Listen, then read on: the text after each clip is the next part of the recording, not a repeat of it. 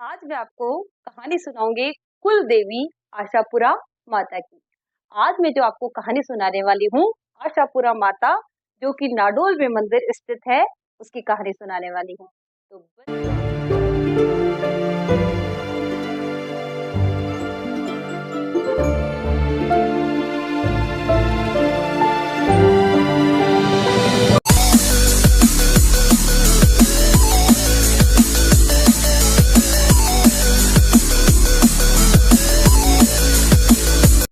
Hello guys, welcome to my class Learning Legacy. तो बच्चों, कैसे हो आप? आशा करती हूँ आप हमेशा की तरह स्वस्थ, मस्त और व्यस्त होंगे।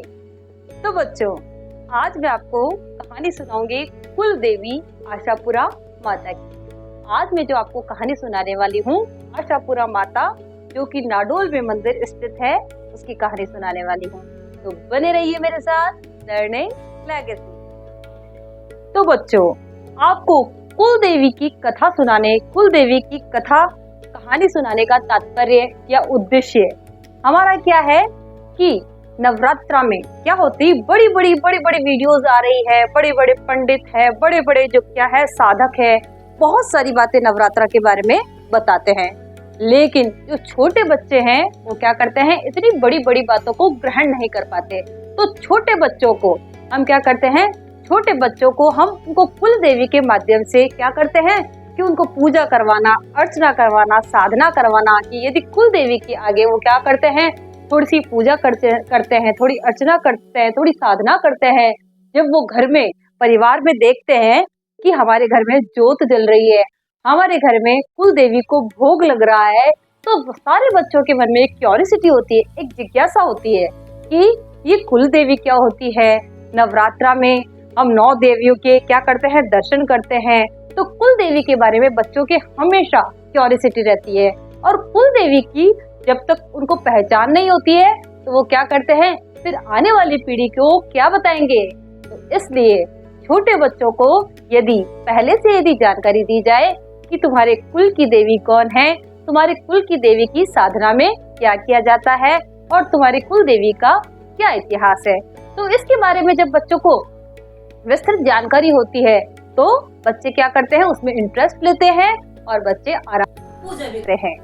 तो बच्चों, जो चौहान वंश के जो संस्थापक थे वासुदेव, चौहान वंश के संस्थापक थे वासुदेव, जिन्होंने क्या बनाया था, जयपुर सांभर में शाकंभरी माता का मंदिर बनाया जो कि चौहान वंश की कुल देवी कहलाती थी। तो चौहान वंश के जो संस्थापक थे वासुदेव, उन्होंने जयपुर में एक मंदिर बनाया था शाकंभरी माता का। तो शाकंभरी जो माता थी वो चौहानों की कुल देवी थी। फिर क्या हुआ कि जो वाकपति के पुत्र थे लक्ष्मण सिंह जी जो उन्होंने क्या किया, वो नाडोल में शाकंभरी माता को नाडोल में कहाँ लेके आए, नाडोल में उनकी मूर्ति स्थापित की। जब मूर्ति स्थापित की तो क्या हुआ, नाडोल में सब दर्शनार्थी आते थे। चौहान वंश की कुल देवी है तो आसपास के लोग भी माता जी की पूजा करने आते थे। जब आसपास के लोग माता जी की पूजा करने आते थे, बहुत सारी मनोकामनाएं लेके आते थे, तो उनकी मनोकामनाएं पूर्ण होने लगी। तो जब मनोकामनाएं पूर्ण होने लगी तो शाकंभरी माता का नाम क्या हो गया, शाकंभरी माता का नाम शाकंभरी से बदलकर इन्होंने क्या रख दिया, आशापुरा माता। आशापुरा माता यानी सबकी आशा पूरी करने वाली माता। तो आशापुरा जो माता का नाम आशापुरा माता इसलिए रखा क्योंकि शाकंभरी माता सबकी आशा पूरी करती थी, सबकी मनोकामनाएं पूर्ण करती थी, तब उनका नाम आशापुरा माता रख दिया। बाकी चौहान वंश की जो संस्थापकों की जो चौहान वंश की जो कुल देवी है शाकंभरी माता, सांभर में एक इनका मंदिर है। और फिर जो दूसरा मंदिर है नाडोल में, जो लक्ष्मण सिंह के द्वारा स्थापित की गई मूर्ति है, जिसको कि आशापुरा नाडोल में मंदिर है। तो इस प्रकार हमारे चौहान वंश की कुल देवी आशापुरा माता का इतिहास यह है कि ये सांभर से मूर्ति लाई गई थी लक्ष्मण सिंह जी के द्वारा, और नाडोल में इसकी पूजा होने के कारण और लोगों की मनोकामनाएं पूर्ण होने के कारण इनको आशापुरा माता जी कहा जाता है। तो बच्चों, आशापुरा माता जी की यही कहानी है, यही इतिहास है आशापुरा माता का। तो बच्चों, आपको कैसी लगी आशापुरा माता की स्टोरी? आशापुरा माता के बारे में सब लोग जानना चाहते थे कि आशापुरा माता का नाम आशापुरा क्यों है, इनको नाडोल में कौन लेके आया, कैसे इनकी मूर्ति स्थापना हुई। तो ये बच्चों की क्यूरियोसिटी रहती है और जो भी श्रद्धालु भी आते हैं तो उनके बारे में जानना चाहते हैं। और जब मैं भी मंदिर में गई थी तो मेरी भी क्यूरियोसिटी थी कि भाई आशापुरा से ये मूर्ति कौन लेके आया और क्या इसका इतिहास है। तो बच्चों, आज आपकी जो क्यूरियोसिटी है वो खत्म हो गई होगी। जो हमारी आशापुरा माता है वो क्या है? शाकंभरी माता कहलाती थी पहले, और जयपुर साबर में इनका मंदिर था। ठीक है, तो चौहान वंश की जो कुल देवी है हमारी आशापुरा माता, वो पहले शाकंभरी माता कहलाती थी। और शाकंभरी माता को जब नाडोल में लेके आए तब ये आशापुरा माता कहलाई, क्योंकि सबकी आशा पूरी करती थी। तो इस प्रकार हमारी आशापुरा माता का ये इतिहास है। आशा करती हूँ आपको ये कहानी पसंद आई होगी।